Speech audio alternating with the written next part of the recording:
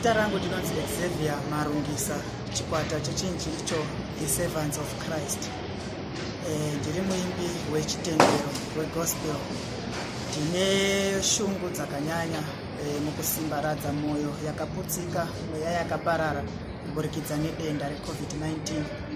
Ndichiti tigone kuwana kunyaradzika kubva mushoko raMwari, nekuti Mwari ndivo vanotivimbisa vachiti ivo kurwa hakusiri kwedu asi kurwa ndekwaJehovha.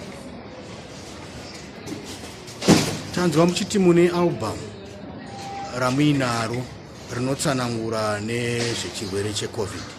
Rinonzi chii album iri? Album iri rinonzi iro Ramba Nhamo.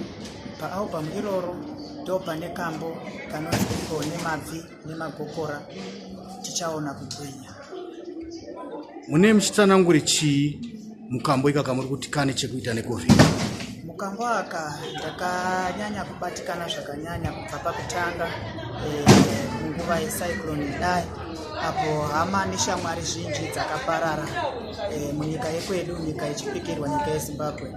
Saka ndakatanga kubva kubatikana nekubatika neushungu kubva mukuti ko Mwari vari kuti kudini, ko zvichazovei. Yakanga iri mibvunzo yataizvibvunza sevana veZimbabwe, sevana veAfrica, sepasi rose, kusvikira tasvika panguva ino apo tasvika mudenda reCovid-19.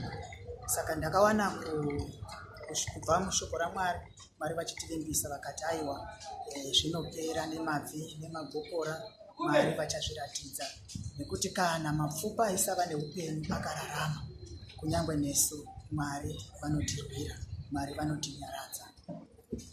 Ndanzwa muchitaura muchiti mune rimwe album rechipiri zvakare ramuri kuita makanangana nedenda reCovid-19. Rinonzi damba refu iri? Damba refu rechipiri rinonzi iro Ndichava iye wandichava, I am that I am. Ipapo zvekare pane nziyo mbiri inonzi Ndichava iye wandichava. Ndiri kuedza kumutsiridza mweya wakaparadzika, mweya isina tariro, ndichivimbisa kuti aiwa patingada kuyambuka, Mwari vanoti I am that I am. Pazvinorema, Mwari vanoti I am that I am. Toita kamwe kambo zvekare kanonzi Kuungudza. Mune kambo aka tinoona kuti kune kuimbwa kuri kunzimo, kune hosha dzisingatsananguriki, kune hosha dzisingatsananguriki, asi kunyaradzwa kuchauya. Israeri tinokunda.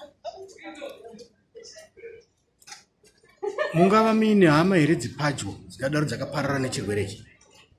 Hama dzakawandisa dzakaparara kuburikidza nedenda reCovid-19. Ndina sekuru, ndina mukoma, ndina tete vakaparara kuburikidza nechirwere cheCovid-19.